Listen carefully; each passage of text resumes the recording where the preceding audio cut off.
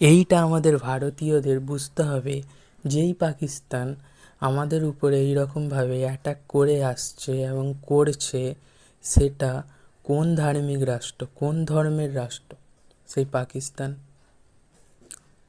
কিন্তু ভারতে থাকা সেই ধর্মের মানুষরা নিজেদের শান্তির ধর্ম বলে দাবি করে, কিন্তু সেই একই ধর্মের মানুষ যখন পাকিস্তান থেকে ভারতের ওপরে এইরকমভাবে অ্যাটাক করে, নিরীহ মানুষদের উপরে হামলা করে, তাদের হত্যা করে, তখন সেটা কোন ধর্মের মানুষ হয়? বিশেষ করে হিন্দুদের উপরে টার্গেট করা হয়েছে, তাহলে সেটা কি কোনো ধার্মিক কাজ? পাকিস্তানেও অনেক মানুষ বসবাস করে, অনেক সংখ্যক, কিন্তু তাদের ধর্ম কোনটা সেটা আমাদের হিন্দুদের জানতে হবে, সেটা আমাদের ভারতীয়দের বুঝতে হবে, যে ধর্ম মানুষকে এইরকম